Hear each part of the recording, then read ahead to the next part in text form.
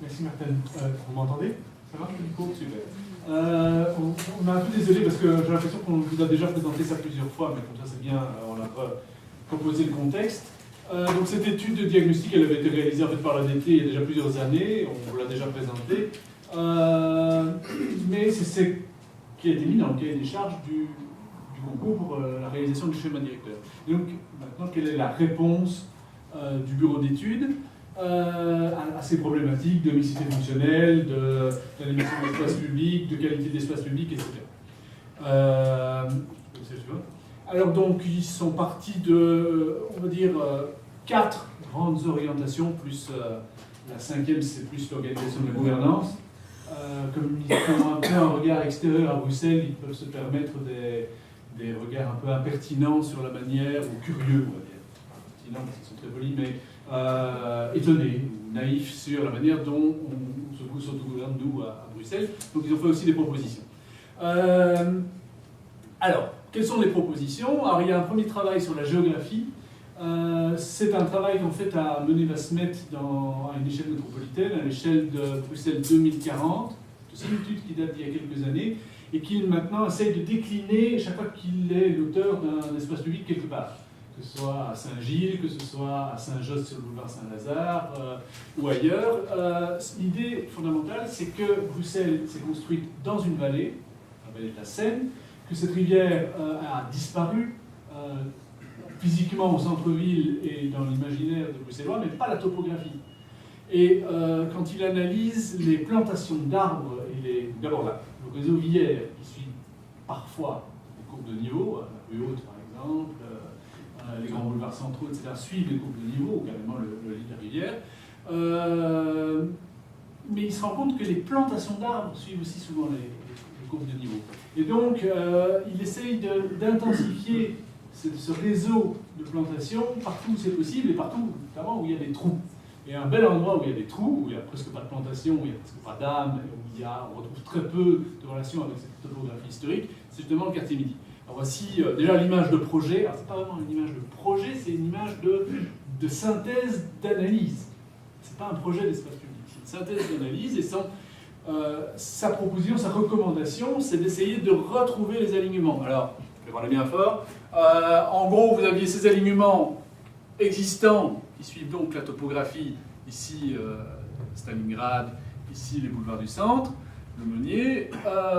Et puis, vous avez, en gros, un grand vide ici, qui est l'esplanade de l'Europe, où Vasmet dit, mais c'est très simple, en fait, il suffit de continuer de souligner la vallée par les alignements d'arbres.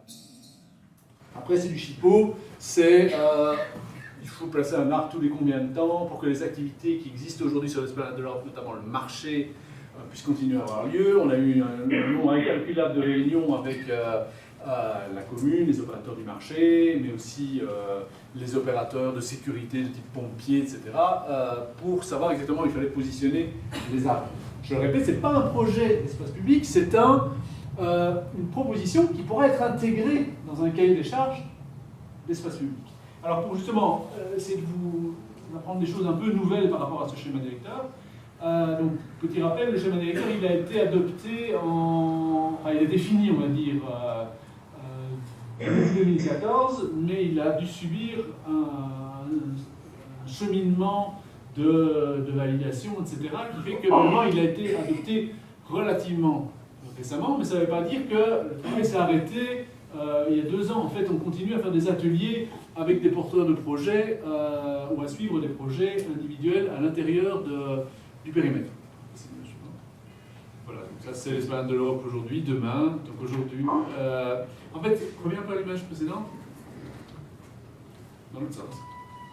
Voilà, l'esplanade de l'Europe, c'est typiquement l'espace public qui n'a aucune âme, et qui a finalement très peu d'usage potentiel parce que c'est un espace très solide, très bien conçu d'un point de vue purement solidité, mais qui a été en gros conçu pour le marché et le dimanche matin, et qui le reste de la semaine, et même du dimanche après-midi, ne fonctionne pas bien. Il ne fonctionne pas bien parce que lui-même n'a pas de grande qualité architecturale ou paysagère, c'est le moins qu'on puisse dire, mais aussi c'est parce que les rives ne sont pas animées. Et donc, pour reprendre ce que disait Martin, il y a un enjeu d'animer absolument les quadrilatères pour créer insuffler, créer des flux, créer du vis-à-vis, créer des sorties et des entrées par rapport au bâtiment. Next. Donc demain, ce sera merveilleux. Sur un échange, c'est Sylvain? Ouais. Sur un échange, un mot magique pour dire mobilité. Voilà, donc par rapport à la partie mobilité, les principaux objectifs du schéma directeur sont l'accessibilité et la multimodalité, l'aménagement de l'espace public au profit des modes actifs et au profit autant de la fonction de l'espace de séjour que de l'espace de déplacement, et donc d'apaiser le trafic à l'intérieur de la zone au profit de la mobilité douce. Alors, la vision stratégique de mobilité, elle est plus large que la zone de la gare du Midi, parce que l'objectif, c'est de réduire le trafic en amont de la gare du Midi, donc c'est-à-dire déjà au niveau du ring et du boulevard industriel, en appliquant les objectifs d'IRIS 2, qui sont justement de réduire la part modale de la voiture et de donner plus d'espace aux modes actifs et aux transports en commun. Et donc, il y a une mesure très volontariste dans le schéma directeur Midi ici, qui est de créer un P+R à la sortie du ring au début du boulevard industriel et un bus à haut niveau de service de ce P+R jusqu'à la gare du Midi donc surtout le boulevard industriel pour justement apaiser la zone de la gare du Midi, étant donné qu'actuellement c'est déjà relativement congestionné et si on ajoute des nouveaux projets, autant de logements que de bureaux, plus la demande qui augmente avec la population qui augmente, etc., il y avait peu de possibilités d'apaiser alors la zone. Et la fonction de ville, l'entrée de ville, est toujours maintenue via Barra et accessoirement via l'avenue Fonceny. Alors, je ne sais pas si je sais montrer comme ça, mais donc le schéma de circulation global se base, donc je vais parler d'abord de la circulation automobile. Donc on essaye vraiment de hiérarchiser les voiries pour mettre le flux automobile sur les grands axes et d'apaiser l'intérieur de la zone. Donc on favorise l'itinéraire, je sais pas on favorise l'itinéraire via Barra en mettant la rue Barra à double sens. Et l'avenue Fonceny, elle est mise à 2 fois une voie, mais donc déjà comme actuellement. Et on rationalise la petite ceinture, c'est-à-dire qu'on passe de 5 à 4 voies dans les deux sens pour essayer justement de pouvoir relier le centre plus facilement pour les modes actifs. Pour favoriser la rue Barra, oui, il est prévu qu'il y ait le tourne à gauche en venant de la petite ceinture vers Fonceny et plus qu'une voie pour justement favoriser le flux vers Barra. Et également de réguler tous les feux dans la zone pour favoriser Barra et essayer d'éviter un maximum les itinéraires alternatifs dans les quartiers. Il y a également la rue de l'Argonne ici qui est fermée à la circulation automobile, la rue couverte qui actuellement accueille tram, bus, etc. qui accueillera uniquement les modes actifs, étant donné qu'il y a le projet ici de mise en souterrain du tram dans l'avenue Fonceny et également le projet de la station Constitution, de la nouvelle station métro, mais on ne voit juste pas ici, mais donc voilà. Voilà, la place Barra, comme Martin en a déjà un peu parlé, on essaye de la rendre plus place, parce que pour le moment c'est plutôt un gros carrefour, et également de favoriser les traversées piétonnes et des modes actifs sur cette place. La rue de Franck, qui est ici, sera mise à sens unique et avec 2 voies dans ce sens-ci, pour une voie dédiée au taxi et une voie dédiée à tout ce qui est livraison, kiss and ride et l'accès au parking Q-Park qui est ici. Au niveau des transports en commun, on a 2 terminus bus, un qui se situe ici, qui est le terminus actuel de Delaine, et un autre situé le long de l'avenue Fonceny, qui sera au départ pour Tech et Stib, et ensuite ça sera mixé en fonction des destinations, avec des sites propres dans la contre-allée de Barra pour rejoindre le site propre, le terminus ici, et des sites propres après la trémie de tram le long de l'avenue Fonceny. Et donc ça constituera alors le croissant de mobilité qui se situe ici entre les 2 gares de bus, Donc on essaie de rendre vraiment lisible et visible pour les gens, avec tout un jalonnement prévu. Et donc avec les accès de métro, de tram, de bus, de train, de cambio, etc., où tout serait jalonné à partir de là et que ce soit vraiment tous les échanges mobilité se passent à cet endroit-là. Est également prévu un parking vélo dans le grand quadrilatère, donc ici, donc au droit de la rue couverte, qui sera dédié aux modes actifs. Donc au niveau des Kiss and Ride, j'ai déjà dit qu'il y en avait un situé ici et l'autre sera situé le long de l'avenue Fonceny. Le long de la rue Barra sera un Kiss and Ride plus long terme de 15 minutes. Et au-delà de ça, les gens seront invités à aller au parking Q-Park pour les attentes plus longues. Donc pour les taxis, la dépose, donc la prise se ferait uniquement dans cette nouvelle station taxi rue de France. Par contre, la dépose se ferait autant là que dans l'avenue Fonceny et éventuellement dans un troisième lieu à déterminer. Et les commandes de taxi se passeraient également dans le parking Q-Park au niveau -1. Pour réaliser, évidemment, libérer également de l'espace public et étant donné les fermetures de certaines voiries, il y a 300 places de stationnement qui sont supprimées dans la zone, ce qui est relativement élevé, mais qui seront compensées par la mutualisation des parkings. Donc projet par projet, on va regarder pour le nombre de places de stationnement nécessaires également, étant donné la bonne accessibilité du lieu, et déterminer quelles places devraient être mutualisées. Et enfin, au niveau des livraisons, vous les voyez ici en rose clair, il est prévu de faire les livraisons au maximum en souterrain quand c'est possible. Donc au niveau de l'esplanade de l'Europe, il y aurait une possibilité. Et sinon, en surface au plus proche de la gare, enfin de la tour du Midi, etc. Et à long terme, d'avoir un CDU qui pourrait desservir l'ensemble de la zone et donc réduire le flux camion dans la zone. Voilà, et donc tous ces principes permettent donc les principes de suppression d'emplacement, stationnement, de libération de certaines voiries, etc., permettent vraiment d'avoir un espace public, donc une surface d'échange pacifiée. Donc la surface de la gare peut se connecter avec les quartiers environnants en essayant de connecter au maximum pour les modes actifs le quartier de la gare du Midi avec tous les quartiers environnants.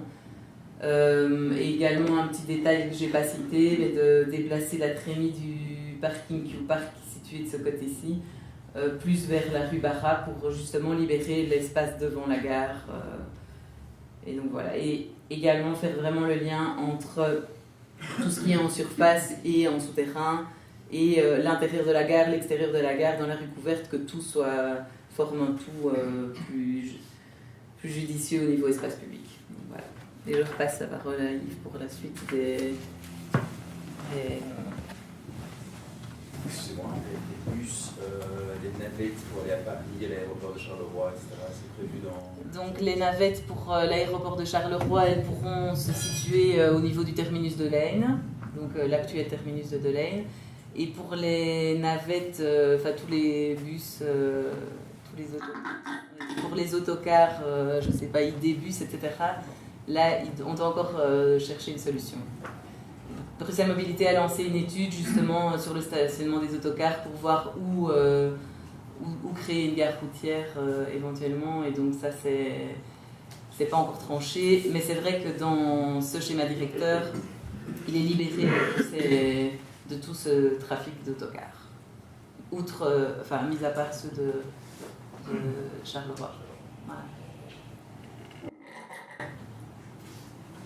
Très rapidement, un des enjeux du quartier Midi, c'est la présence de ce viaduc. Le fait que les voies de chemin de fer sont niveau plus 1, et que donc on se retrouve avec des vis-à-vis difficiles avec des viaducs, c'est des quadrilatères, et aussi avec des sous-faces. La surface, vous savez ce que c'est? La sous-face, c'est quand on est en dessous du chemin de fer. Et donc la rue Largonne, la rue Couverte sont des endroits qui aujourd'hui ne sont pas très qualitatifs, posent beaucoup de problèmes, et donc doivent être réaménagés. On va pouvoir les réaménager. Alors, on ne va pas faire des miracles, on ne va pas détruire le viaduc où passent plus ou moins tous les trains de Belgique. Mais on va par contre profiter du fait que la circulation sera quasiment disparu ces espaces pour en faire des espaces qui sont quasiment des espaces intégrés à la gare. Voilà, alors il y a tout un travail sur la lumière, sur la qualité des espaces d'accueil dans la gare, etc., qui ont été proposés par le schéma directeur, mais qui ne sont pas, on va dire, de la responsabilité de la région, mais qui sont plus la responsabilité de la SNCB, d'Infrabel, qui ont aussi des projets pour le gare. Donc là, ici, le schéma directeur est un outil de négociation, de discussion, d'ouverture du débat avec les partenaires, alors en l'occurrence ici, les partenaires du chemin de fer. Alors ça, c'est un point très très important qui répond à un des points de diagnostic, c'est la notion de double skyline. Double skyline, c'est de nouveau un concept pour parler d'animation des rez-de-chaussée, parler de mixité fonctionnelle verticale, mais pas que, pour parler aussi un petit peu de paysage. Alors je m'explique. On avait vu qu'un des problèmes, c'était le rapport au sol. Donc s'il y avait peu de contact entre le bâti et l'espace public, ça créait des murs aveugles, ça créait des tours de bureaux avec des vitres réfléchissantes, des choses comme ça qui sont vraiment pas quelque chose qui allume l'espace public et qui met en sécurité le passant. Donc là, très important d'avoir une activité au rez-de-chaussée, une ouverture du rez-de-chaussée vers l'espace public. Ça peut être du commerce là où c'est pertinent, il ne faut pas mettre du commerce partout parce que sinon on multiplie les flux et les commerces ne fonctionnent pas. Mais là où c'est pertinent, on a des flux importants, why not? Ça peut être des équipements, ça peut être des équipements de mobilité comme le parking vélo, couplé à des activités de réparation de vélo, des points vélo, etc. Ça peut aussi être des équipements de quartier ou des équipements plus métropolitains parce qu'il faut profiter de l'hyper-accessibilité même européenne de la gare du Midi pour placer à cet endroit-là des équipements métropolitains. Quel équipement métropolitain? Le schéma directeur ne doit pas toujours répondre à tout, mais doit envisager, doit être aux aguets.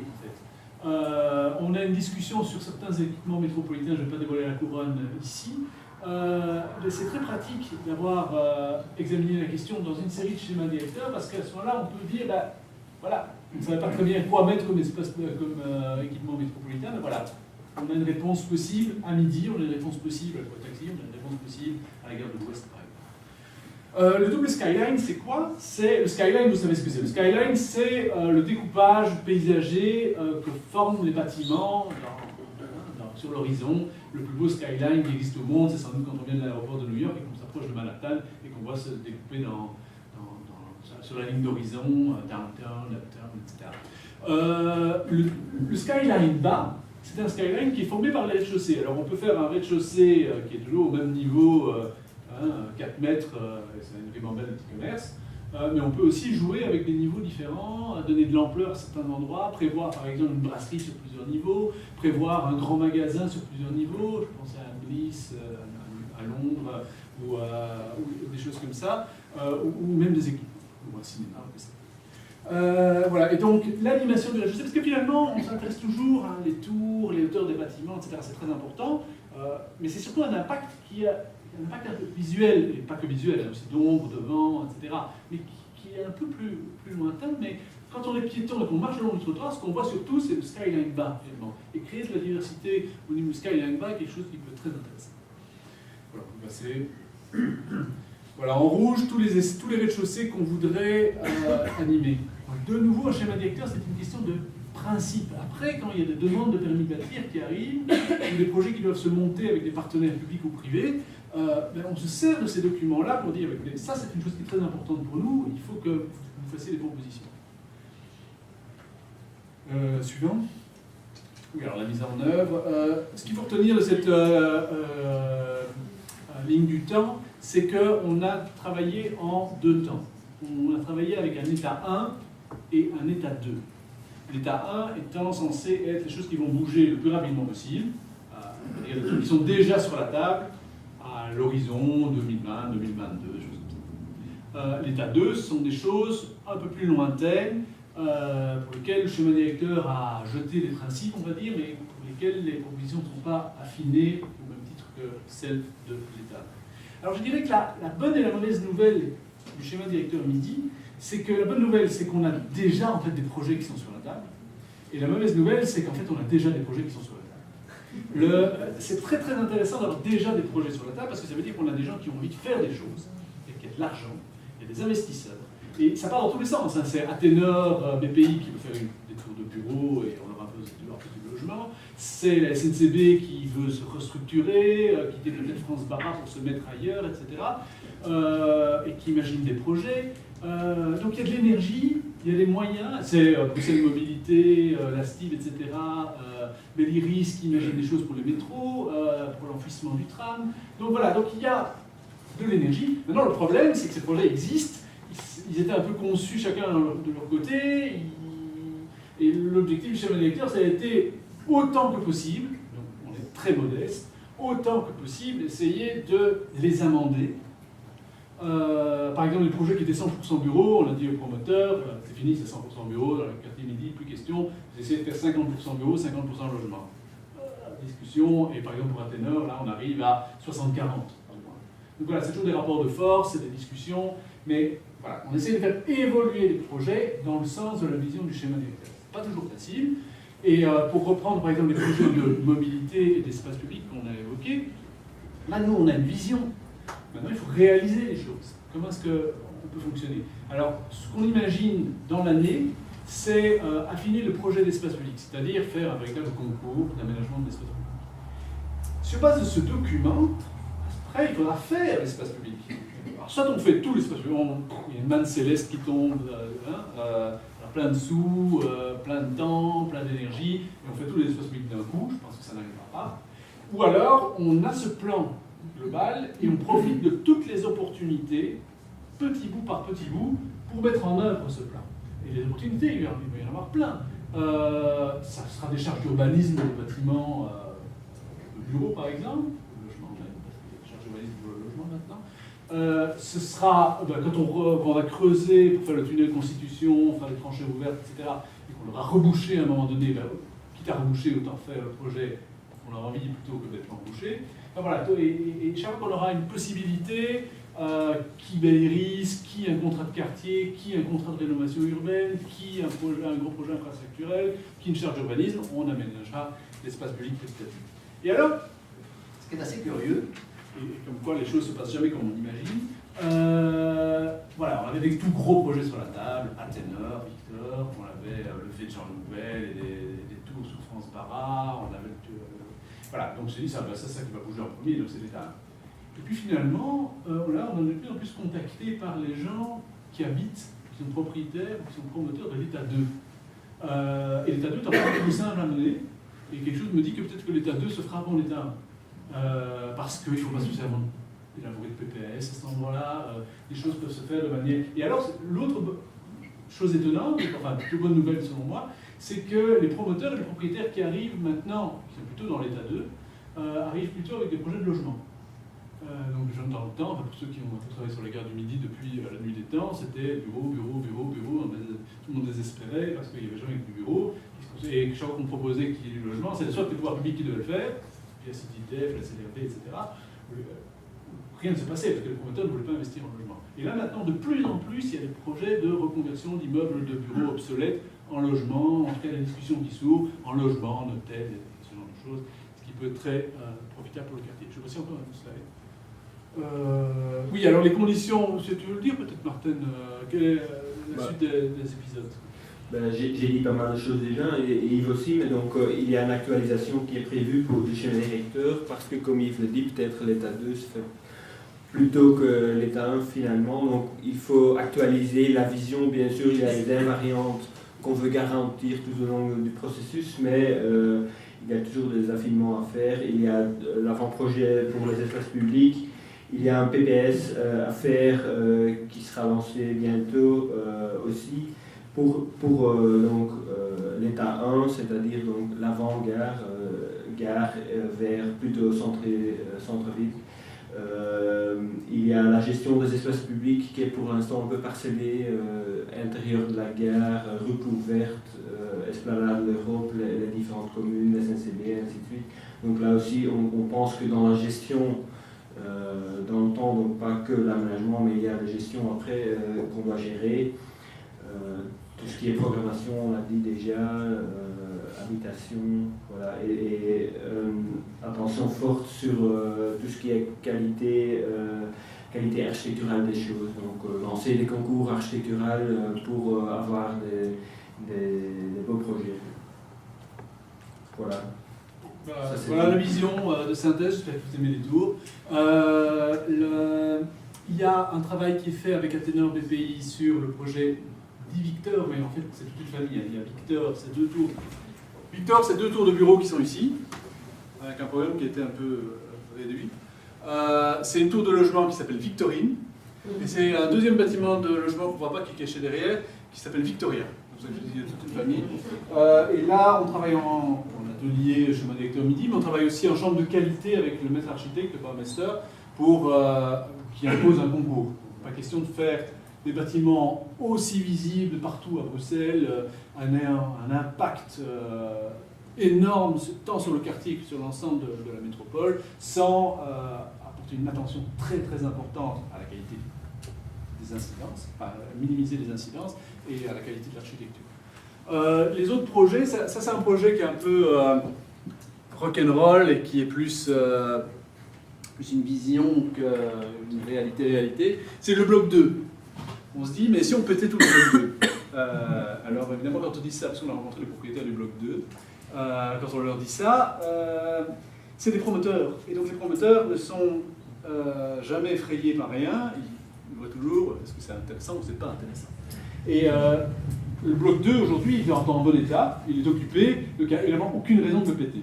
Mais il a plein de défauts. Et le défaut principal, Martin l'a dit, c'est créer une barrière entre la gare du Midi et les quartiers.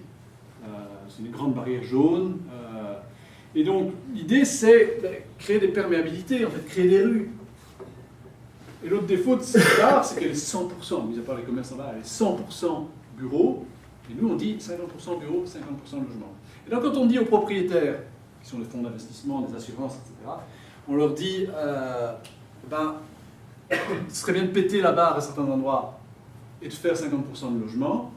Ils disent, ok, mais quoi, comment? Et alors, la discussion maintenant, c'est la temporalité du projet et la faisabilité du projet.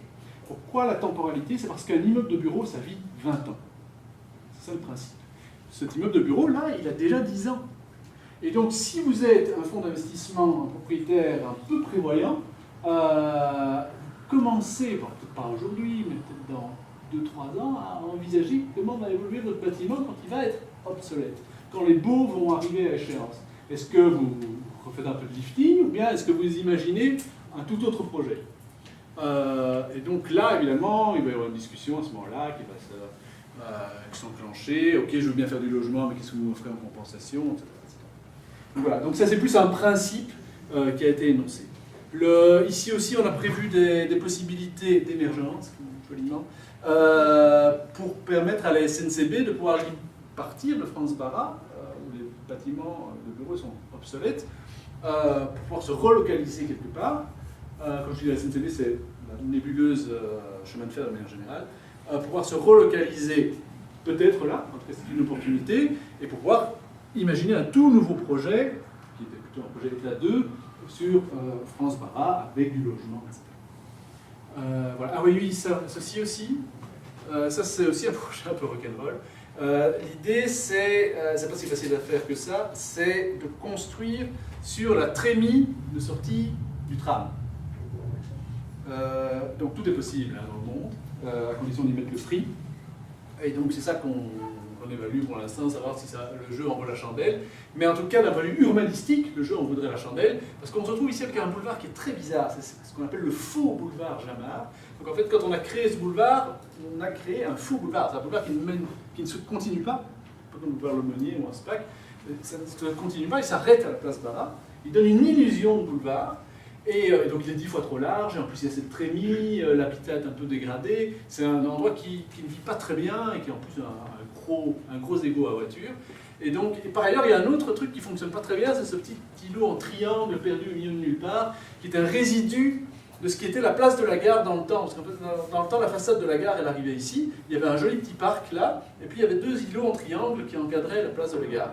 Et voilà, d'ailleurs, dans les projets anciens, je vois Christian Frisk, il y avait des projets d'essayer de recréer presque une sorte de façade, malgré le fait qu'il y ait un viaduc, recréer une sorte de façade de gare à cet endroit-ci, au niveau de la rue d'Argonne. Mais donc cet îlot en triangle ne vit pas très bien, on puisse dire. 2-3 vendeurs de jambon espagnols, etc., qui sont bien, mais nous on reste fonctionne pas très bien. Et donc, créer un immeuble ici qui resserre un petit peu le boulevard, qui est trop large, et qui le réanime et qui recrée une activité avec peut-être un équipement majeur ici à son aboutissement sur l'Esplanade de l'Europe et qui peut animer l'Esplanade de l'Europe et qui peut vivre le soir et qui peut donc l'animer le soir. Imaginez des cinémas là, ou un théâtre là, ou une activité culturelle. Enfin, ça peut animer un espace qui n'est pas du tout animé le soir. Voilà. Et si en plus les quadrilatères sont animés, il peut se passer des choses à un endroit où aujourd'hui on n'a pas trop envie de se promener à partir de 8 heures du soir. Voilà, on pourrait encore parler longuement parce qu'il se passe des choses aussi sur l'île Phillips à l'arrière, où là en plus on a l'avantage d'avoir la rivière, la Seine à ciel ouvert. Donc là il y a tout un enjeu paysager, il y a des liens à faire. Bon, on ne le voit pas sur la carte ici, mais il y a un endroit qui est vraiment abominable aussi, c'est le tunnel vétérinaire. Donc c'est le tunnel qui passe en dessous du faisceau de chemin de fer et qui mène vers Forêt et Saint-Gilles, avec un tunnel de voiture et un tunnel piéton. Voilà. Il y a un flux très important de gens qui utilisent ce tunnel, notamment pour aller vers le parc de Forêt, parce qu'il y a très peu d'espace vert dans le quartier de Kurugen, et donc beaucoup de gens, beaucoup de familles empruntent ce tunnel. Donc là, il y a un enjeu. On arrive à un carrefour qui est très difficile, proche du dépôt de tram, la rue Verhagen, la rue du Roi, etc. Et donc c'est un endroit qui ne fonctionne pas très bien, donc il y a un vrai enjeu de réaménagement d'espace public à cet endroit-là, et donc là ça va être traité dans le cadre du contrat de rénovation urbaine. Vous voyez que le schéma directeur est en fait une porte d'entrée de la réflexion sur un quartier qui permet après d'accrocher tous les programmes qui passent au vol avec son filet à papillon pour essayer d'avoir un peu de sous, avoir des bureaux d'études, avoir des idées, avoir des partenaires, et essayer de construire la ville petit à petit. Voilà, je vous remercie.